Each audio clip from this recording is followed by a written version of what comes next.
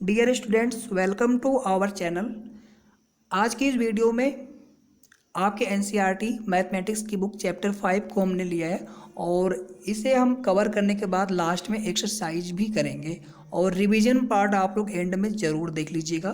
तो आप सभी जानते हैं, as you know that chapter 5 में यूक्लिड्स 5 पोस्टुलेट्स या एक्सियम्स बोल सकते हैं। पोस्टुलेट्स बेसिकली होता क्या है, आप सभी जानते हैं कि अ theorem that can be proved but postulates can not be proved. और ये यूनिवर्सल ट्रूथ होता है, ठीक है। इसे प्रूव करने की ज़रूरत नहीं होती या फिर प्रूव्ड नहीं किया गया होता है, that is known as postulates. यहाँ पर एक मैथमेटिशियन है जिनका नाम है यूक्लिड्स और उन्हीं के 5 पोस्टुलेट्स हमें यहाँ पर देखना है और आपके आने वाले एग्ज़ाम के लिए, एग्ज़ाम पर्पज़ से वेरी वेरी इंपॉर्टेंट, और आप इसे ज़रूर देख लीजिएगा। और जो भी चीज़ें आपको बताई जाएगी यहाँ पर very very in easy way method, और आई होप कि आप सभी को चीज़ें एक बार में समझ में आ जाएंगी।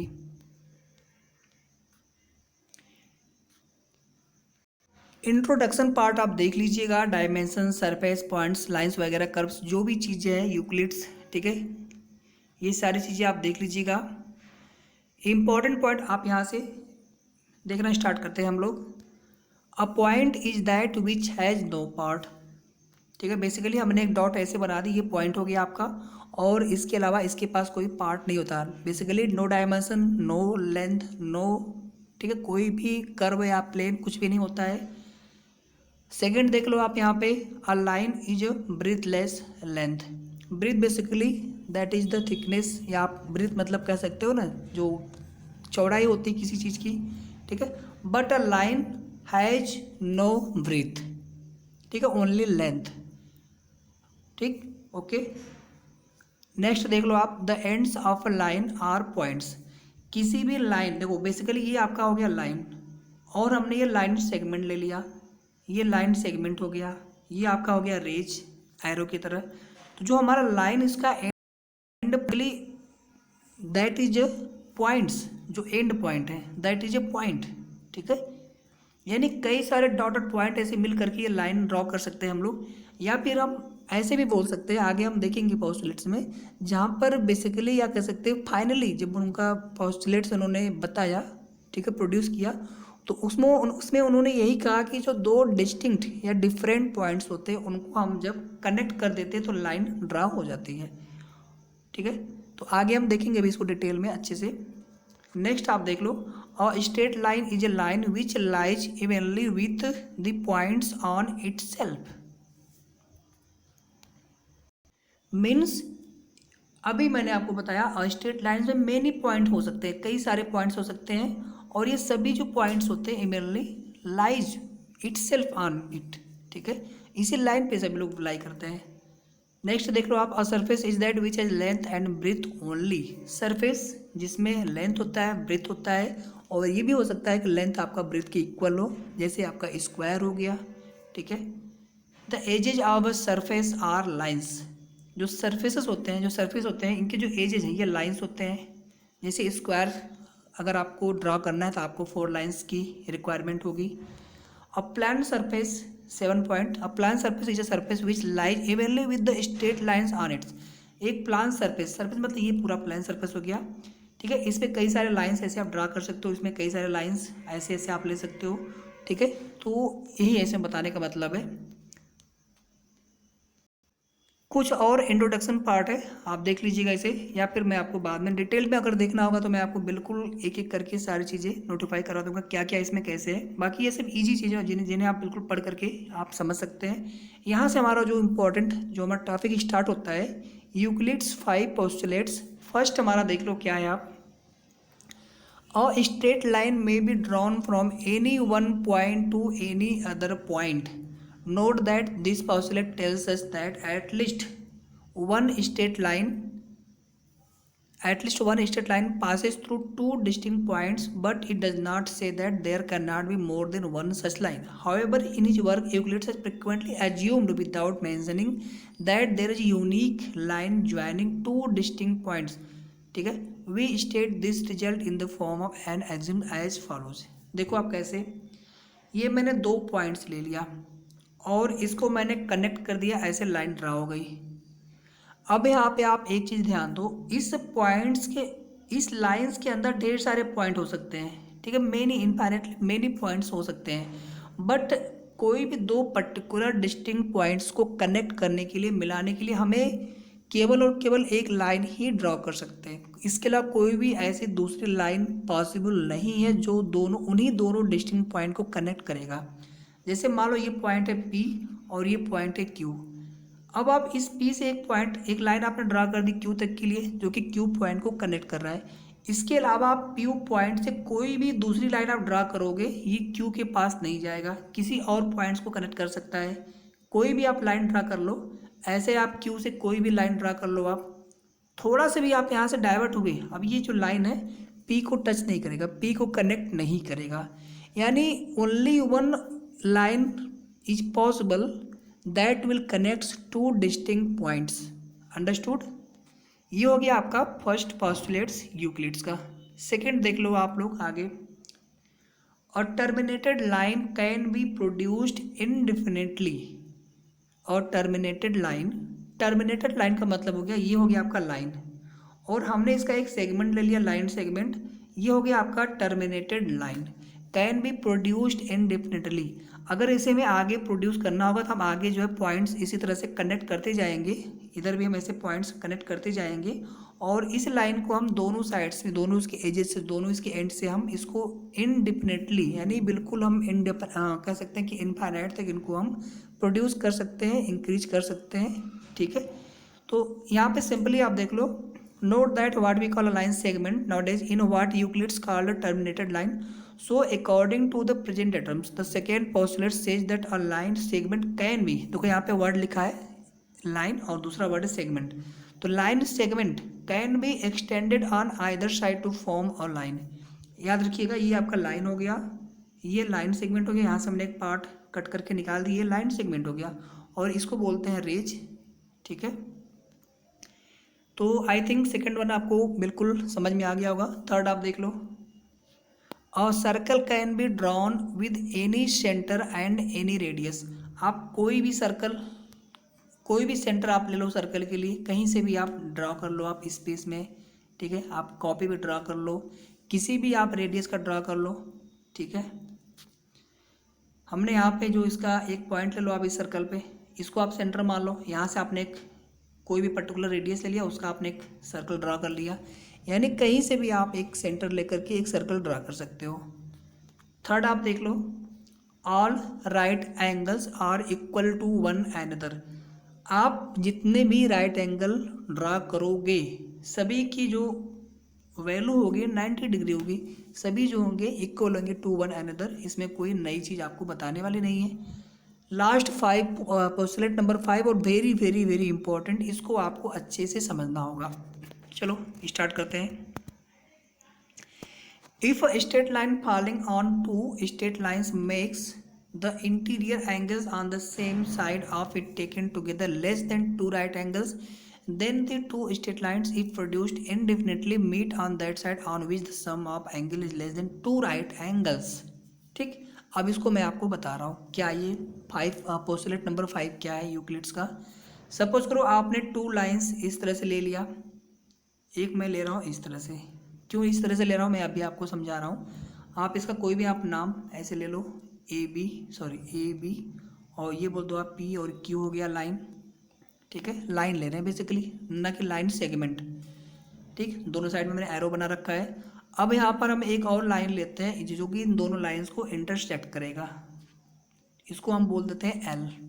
ठीक, ये हो गया हमारा एक साइड का इंटीरियर एंगल, और ये हो गया हमारा अदर साइड का इंटीरियर एंगल। इस साइड का जो इंटीरियर एंगल है, जो यूक्लिड्स का पोस्टुलेट नंबर 5 पे अकॉर्डिंग टू दिस, अगर इस इंटरसेक्टिंग लाइन के एक साइड के दोनों एंगल्स, जो दोनों एंगल्स है इनका जो सम है, अगर ये टू राइट एंगल से लेस देन होते हैं, टू राइट एंगल्स का मतलब होता है 2 × 90 मीन्स 180 डिग्री।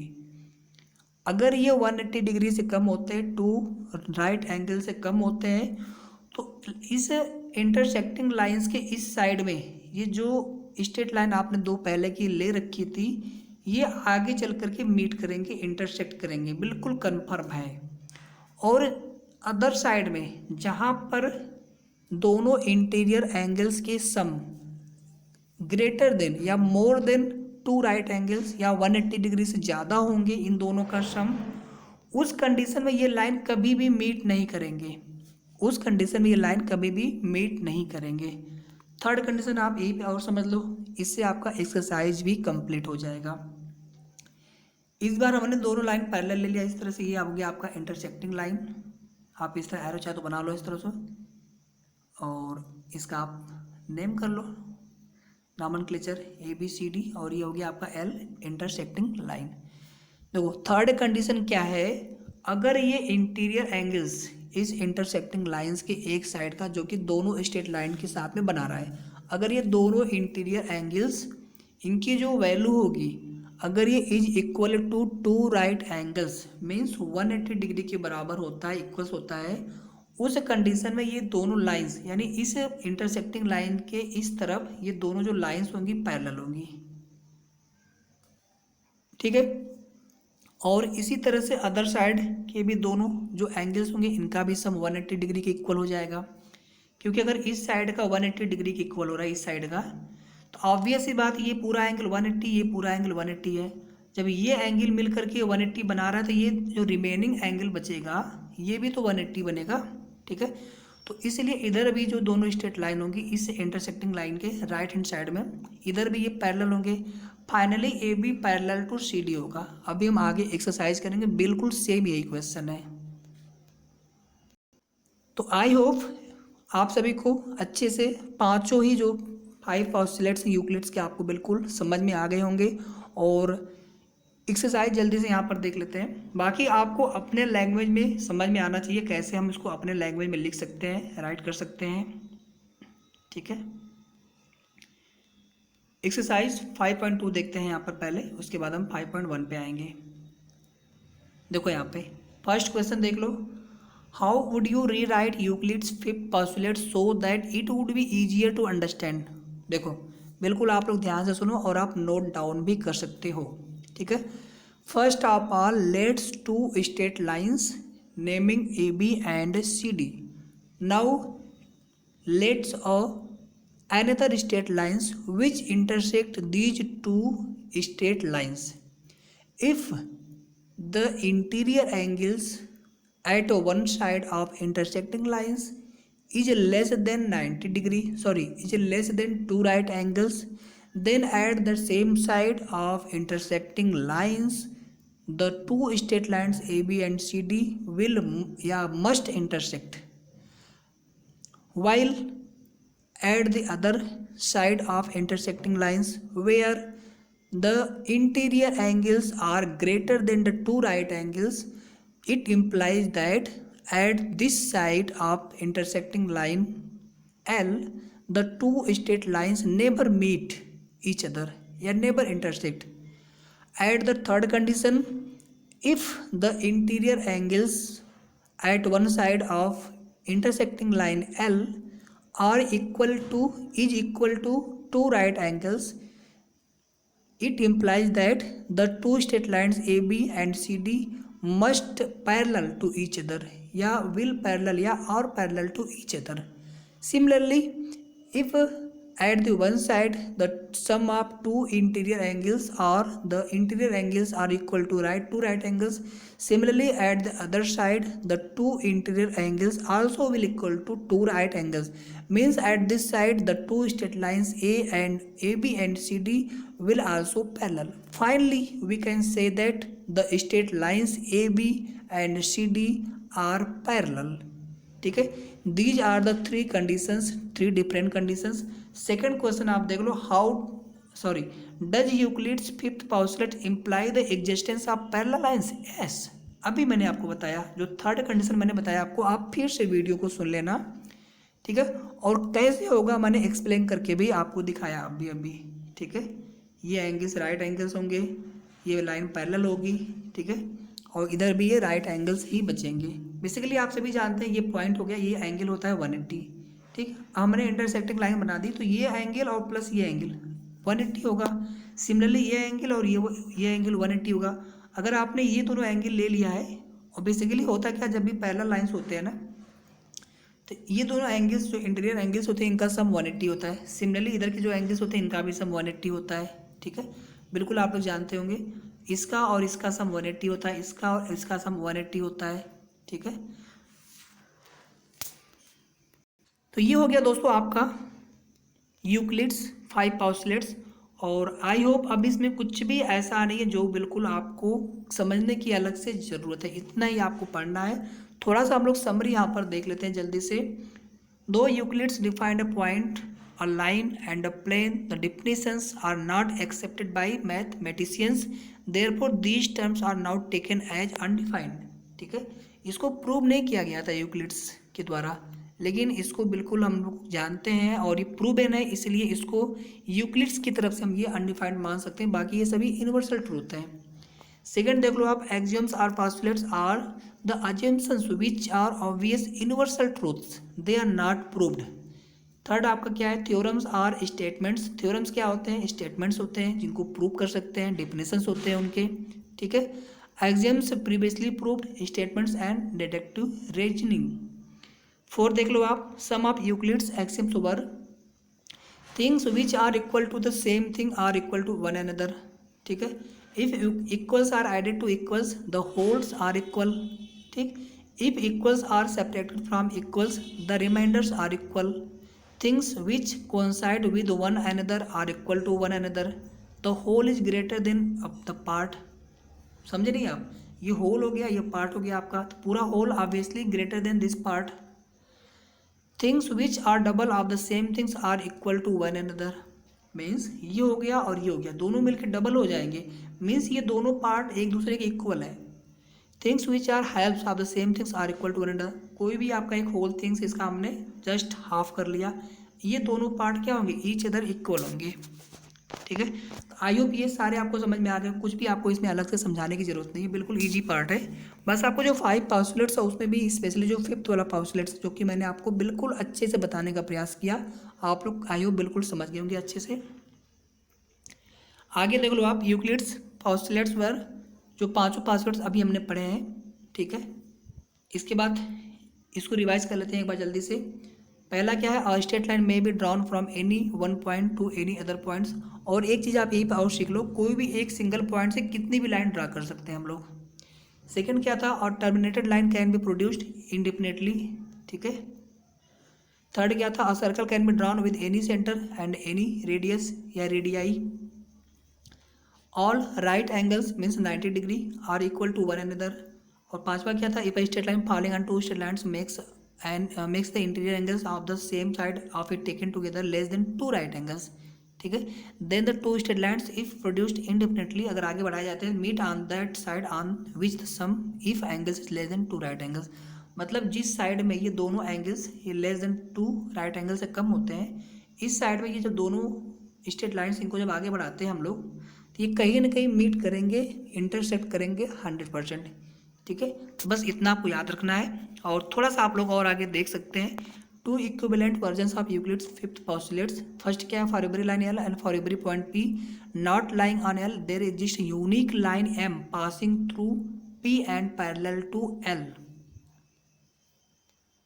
मीन्स ये हो गया आपका लाइन एल और ये हो गया पॉइंट एम। तो इस पॉइंट एम से केवल एक ऐसी लाइन आप ड्रॉ कर सकते हो।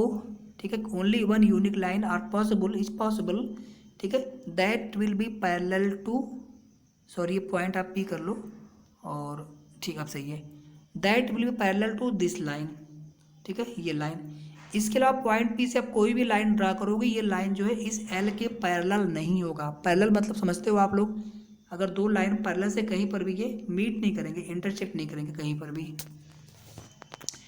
नेक्स्ट आप देख लो, two distinct intersecting lines can not be parallel to the same line. ठीक है, टू डिस्टिंक्ट इंटरसेक्टिंग लाइन्स ये हो गया, कभी भी ये पैरेलल नहीं हो सकते। और लास्ट आप देख लो, all the attempts to prove Euclid's 5th postulates using the first 4 postulates failed but they led to the discovery of several other geometries called non Euclidean geometries, जिन्हें हम लोग आगे पढ़ेंगे। अब जल्दी से आप लोग मुझे इतना बता दो कि आप लोगों को ये चीज़ अच्छे से समझ में आ गई?